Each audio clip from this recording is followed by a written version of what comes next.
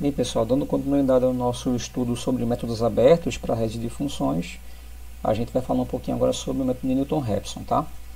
É um dos métodos mais utilizados para a busca de rede de funções e é um método bastante rápido em termos de convergência. Como é que ele funciona? Ele parte da premissa que se a gente tiver uma função contínua f de x e diferenciável no intervalo AB, para cada ponto sobre a curva fx, a gente pode estender apenas uma reta tangente através do ponto de coordenada x, f de x. O valor onde essa reta tangente corta o eixo do x é a nova estimativa melhorada da raiz de f de x. E, em outras palavras, no momento em que a gente tem a nossa curva, que a gente quer encontrar a raiz da nossa função, se a gente parte de um ponto xi, f de xi, esse ponto aqui como ponto de partida, para esse ponto eu tenho apenas uma reta tangente a este ponto, e que onde essa reta cortar o eixo do x é a nova estimativa da nossa raiz. A gente está saindo de xi, distante da nossa raiz real, e está obtendo uma estimativa xi mais 1.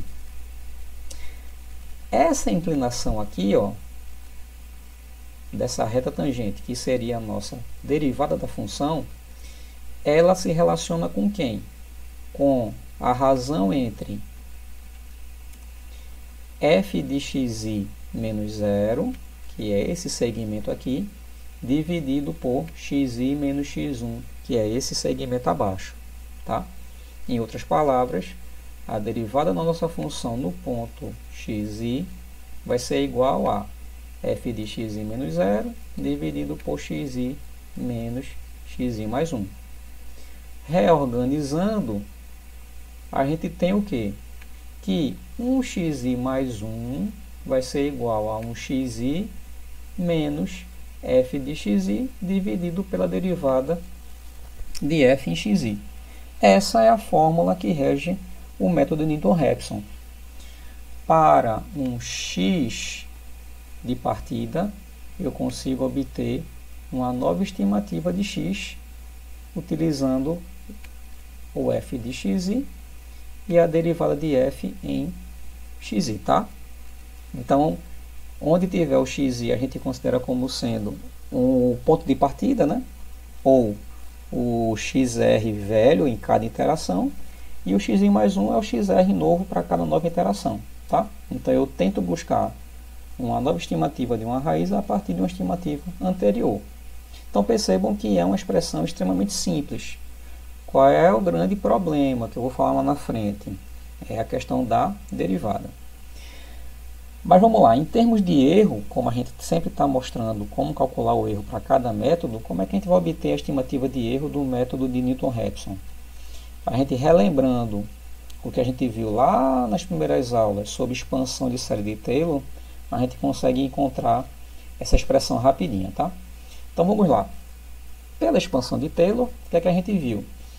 Um f de xi mais 1, ele pode ser expresso como uma série de termos somados um ao outro, começando com f de xi, mais a primeira derivada, vezes a diferença entre xi mais 1 menos xi, e assim por diante. Se a gente trunca, olha aí o nosso erro de truncamento, né? Se a gente trunca a nossa expansão até o primeiro termo, ou, desculpa, o segundo termo, né, o termo de n igual a 1, o resto da nossa expansão vai ser expressa por esse último termo aqui, tá? O último termo que a gente já discutiu em aulas anteriores. Então, vai ser igual a segunda derivada aplicada a um psi, que seria um valor médio entre xi mais 1 e xi, dividido por 2 fatorial, vezes xi mais 1 menos xi elevado ao quadrado. Para quem não lembra dessa expressão, vejam lá na aula de erro de truncamento que está lá no canal do YouTube, tá bom? Então, a partir dessa expressão geral, a gente agora vai dizer o seguinte: o meu f de xi mais 1 vai ser aproximadamente igual a essa expansão truncada. Se agora eu igualo o f de xi mais 1 a 0, o que é que eu tenho? 0 vai ser igual a f de xi mais primeira derivada aplicada em xi, vezes a diferença xi mais 1 menos xi, que reorganizando, a gente chega na nossa expressão de Newton-Raphson.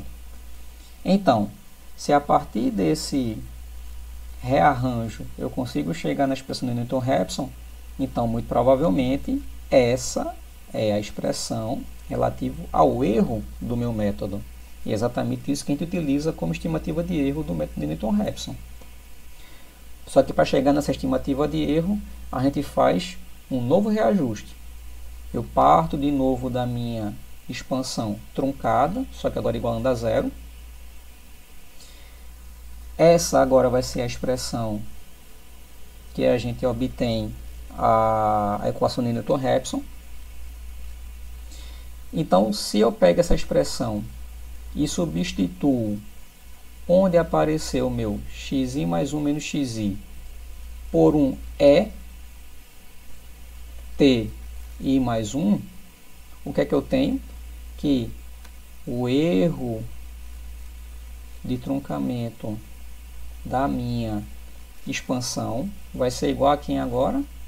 Vai ser igual a menos a derivada segunda aplicada a xr dividido por 2 da derivada primeira aplicada a xr vezes o erro ao quadrado, certo?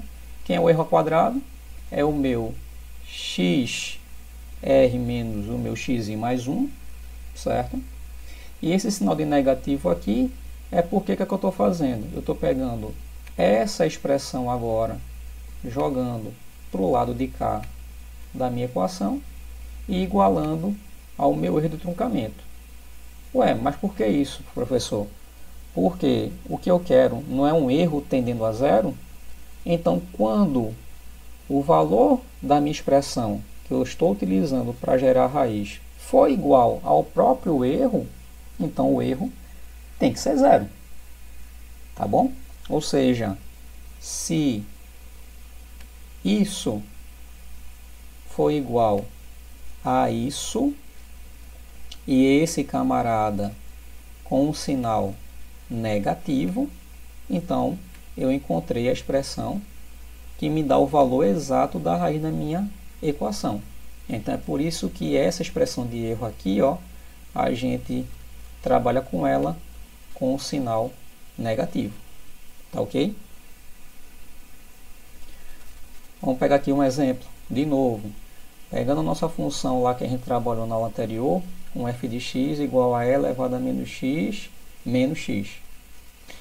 A expressão de Newton-Raphson está aqui e a expressão de erro para cada estimativa também está aqui. O que é que a gente faz? Primeiro, basicamente, eu tenho que calcular a primeira derivada dessa expressão. Aí eu faço a minha expressão dividida pela primeira derivada e o x em cada iteração menos essa razão aqui, tá? Dessa forma eu obtenho quem? O meu xi mais 1, tá ok? Do mesmo jeito que a gente fez no exemplo anterior, a gente vai calculando a estimativa do erro até chegar no valor aproximado da minha raiz real, tá?